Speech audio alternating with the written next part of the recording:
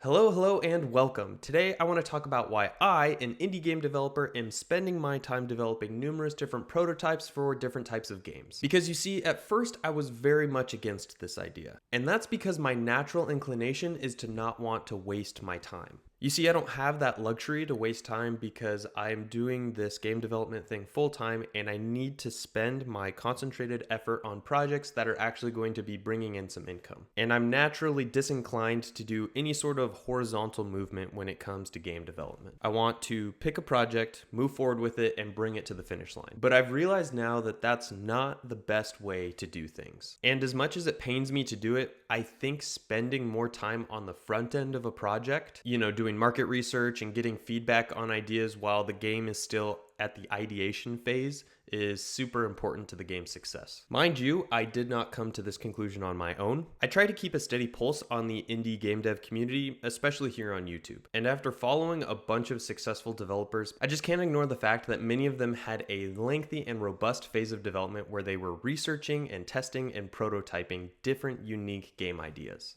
So I actually want to highlight a few of these examples that I've seen. And the first studio that we can talk about is Square Glade Games. You might know them from their first game Above Snakes or their recently funded Kickstarter game Outbound. I had Toby on as a podcast guest a few weeks ago and he took us through his successful Kickstarter campaign. But after diving into his processes a bit, I learned that prototyping was key to their studio's success. They had launched a successful title in the past, and then they came to this new phase of ideation where they were trying to think, okay, what do we do next? And here's what Toby said about his processes. We brainstormed over a couple of prototypes, thinking, okay, what could be like a cool next game? What could be some ideas that we had in mind? I think Outbound was the third or fourth prototype that we created after Above Snakes, and we had this small patron community back then. Really just a couple of people, maybe 10 people or so. And we basically used them to pitch our game ideas and to get like first feedback. So we pitched one idea after another. When we began posting about our prototypes, for Outbound, we had a visual prototype at first, where it was just a camper van parked at a lake, and we put some props on and around the camper van to show some features of a potential game. It was nothing more, just a scene, a lake, a camper van, just some visuals, and it went really well on Twitter. We got lots of impressions there. Yeah, and I didn't mention before, but our prototypes, they were very different in not only the genre but also what kind of thing we prototyped. For Outbound, it was a visual prototype, so it was an atmosphere. There was nothing to play. It was more an atmosphere and an idea. And for another game that was a first-person shooter, that was just gray boxes and just a mechanic, and you can shoot with the mechanic. So that's a very different kind of prototype, but for one thing, the mechanic is very important. For the other, the vibe or the atmosphere is very important. So that's different things that we pitch to our audience. I personally, I'm a big believer of when you make a game and you make like 10 features, the real art of making the game is to know which 5 of these I have to cut to make like the best version of the game. So yeah, I think that's really hard to swallow, but also how design processes work. Like there's a lot of work that never sees the light of day, but this work is necessary to get to where you end up with. But Toby isn't the only one doing this. Let's take a look at another indie studio that is taking prototyping very seriously.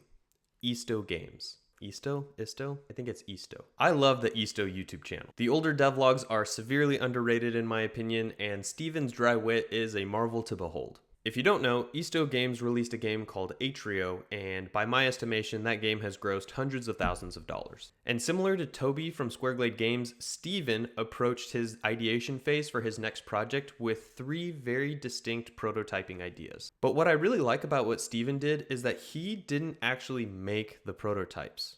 Instead, he put his ideas into a slideshow and then pitched it to different streamers. Now, this is brilliant for multiple reasons. Number one, he didn't actually spend time developing the games. He just tried to put effort into the pitch decks that would be able to articulate and demonstrate his ideas really well. And number two is that he pitched his ideas to streamers, people who play video games for a living. It's a brilliant strategy, and it's what's led him to further develop on his idea for this mountain ascension automation building game. Steven is a really cool guy, and he actually generously spent some time on a call with me so that I could pick his brain about game development and YouTube. I actually did this with a handful of different game dev YouTubers in preparation for me quitting my full-time job, and maybe I'll make a video about that someday. Anyway, I'm reading over the notes that I had from my call with Steven over a year ago, and here were two of his big suggestions for me to take away. One was to get feedback from people early, and two was finding an idea that matters and resonates. So what these two things have in common is that it's the exact opposite of me deciding what I think is a good idea and then just making it alone in the dark. So I don't want to do that. Now, of course, there is a third example that I want to talk about, and it's probably the example that you had in your head this entire time. He's a beloved indie gem. He's prototyped and released his game to both critical and commercial acclaim. The one, the only, Jonas Tyroller. As I'm sure you're aware, Jonas and his partner Paul have developed this game called Thronefall, and it has generated millions and millions of dollars in sales. But what's cool about this game is that the developers took us along for the ride the entire way. You can go back and watch the handful of devlogs that outline the processes of eliminating different ideas, the struggles of finding out what works and what resonates with people, and when they decided to cut their losses and move on to entirely new ideas. Because if you can remember, at the beginning, Thronefall was a card game. It was nothing like the current game. And who knows how close the developers were to making a game that is entirely different than what we see in Thronefall now. It's wild to think that millions of dollars in sales could have depended on one decision point for what the project's future should look like. So I encourage you, go back and watch Jonas Tyroller's devlogs at the beginning of the Thronefall development process. They pump out prototype after prototype. They're throwing everything at the wall to see what sticks. And one of the tips that Jonas outlines in one of those devlogs that I thought was very valuable is that he recommends separating the gameplay prototype from the art prototype. And that's so the gameplay prototype can be iterated on faster and you can find the fun. Because if you have a game that is fun when you're just moving like gray cubes around in a scene, then you're obviously going to have a lot more fun when there's good art that you can put into it. Now, I initially remember watching these devlogs and thinking, wow, it must be nice to have enough funding in the bank that you can just sit back and prototype all these different ideas and then just cut out all of the stuff that you don't want. But to me, it seemed like an extreme waste of effort. But now, I see the wisdom in it. One thing that I've realized is that being dedicated to a certain idea doesn't make that idea good.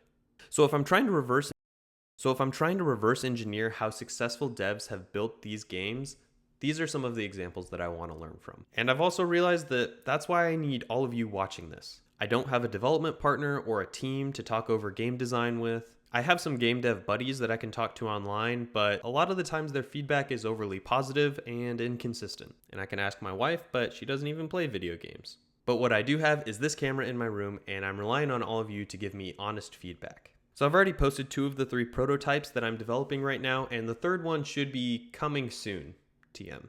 Then I'm going to post a survey link and hopefully gather enough data that makes it obvious which project I should move forward with. But right now I'm aggregating all of the comments in the previous videos and trying to get a holistic picture of which project you guys like right now out of the first 2. And in the meantime, keep your eye out for that third prototype that's coming. Thank you for watching this video. Don't forget to prototype your games, hit the like button if you liked this video, and I'll see you all in the next one.